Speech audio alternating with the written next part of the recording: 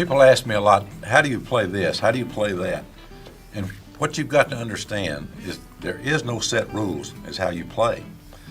The main thing that dictates the way you play is how your opponents are playing, who they are and how they're playing. If they're playing real loose, you've got to play pretty tight. If they're playing tight, then you play pretty loose.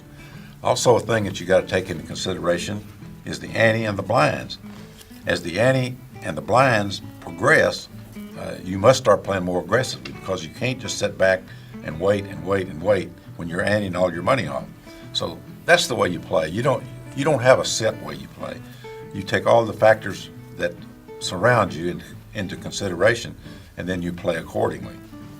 So there are no real guidelines for poker. If that were the case, you could just take one of those blackjack cards, put it on the table, and there would be nothing to it. There wouldn't be all this investigation. There wouldn't be all learning from experience. And that's what most people try to imply, that there is a way to win by just following a set rules.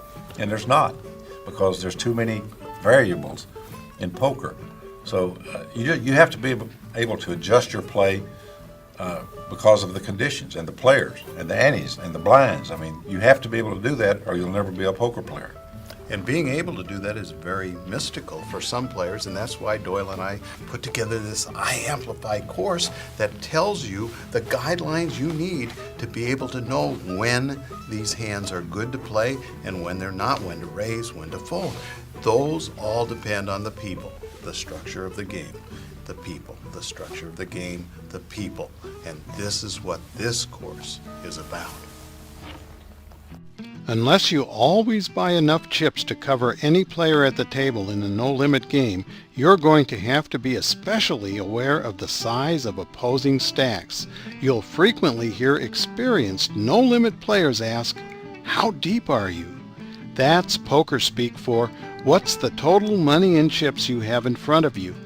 If you have chips invested in a pot, you should already have a pretty good idea of the answer.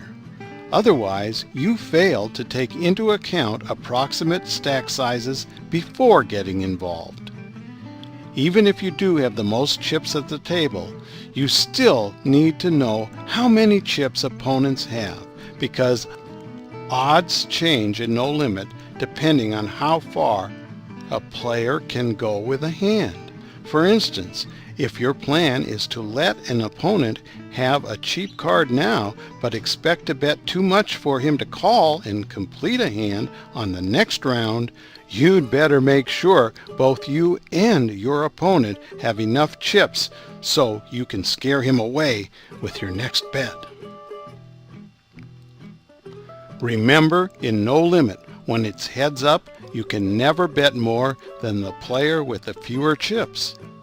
That may seem obvious, but you must learn to use that simple fact as a tool to gauge your betting. You also need to weigh all stacks against the size of the blinds. If an opponent only has a stack 5 times as large as the big blind, you know that player isn't going to be easy to bluff once he's in a pot. So in no-limit games, it's not just important to judge your opponent's traits and disposition.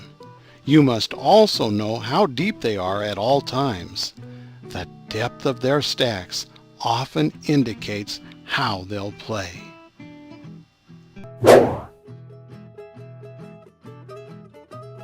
You know, way back before Doyle Brunson's first super system in 1977, there were very few people who understood the scientific aspects of the game. They were mostly winning, if they won at all, through experience, the long, hard, treacherous road to acquiring poker profit. And yet there were arguments there about whether science or intuition was the way to win at poker. Doyle, what do you think about that? Well, I think back in the old days, Mike, the players came from poverty. You know, it was the lower class people that went into professional gambling. And so I think that those players were more intuitive because they didn't have the knowledge. I mean, nowadays you see kids that are coming out of Dartmouth, Harvard, and they're all professional poker players. Well, they've got the knowledge because they've read all of the books, they've played on the internet, and so they do have a fundamental scientific way of playing. The old players, which I consider myself to be one of them, I play the way I feel. I don't know what I'm going to do until I do it. Whereas a lot of these kids have got everything programmed out, exactly what they're going to do and how they're going to play.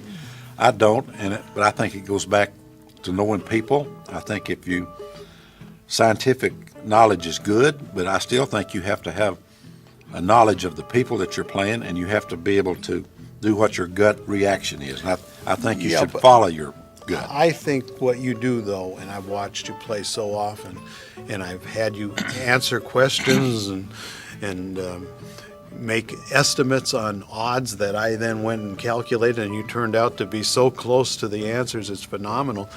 I think all of this is science, that when people have natural knacks for reading people, I hope I do, I know you do, that is done primarily through observation and remembering, as you say, recall how players actually act at the poker table, what they're likely to do next. That there's a science to that as well. They call it intuition, but isn't it science? There is, Mike, but the way I learned the odds is I got a deck of cards and I would deal hands out. Yeah. Just hour after hour after hour. It took me years to find out it's 9 to 5, you won't make a flush with 2 cards to come playing hold'em. And there was no reliable information. No, there was none at all. And then after the computers came out and these programs, the poker probes that Mike invented, you can get all the odds simply by turning on your computer and putting the right program in. You can learn all that.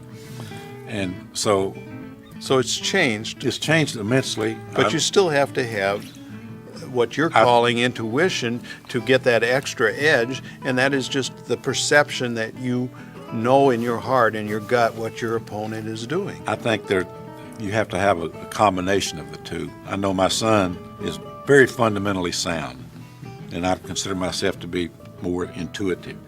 But there has to be a happy medium. You need to bring them together as much as you can. And I think when you can do that, I think then you can become a complete poker player.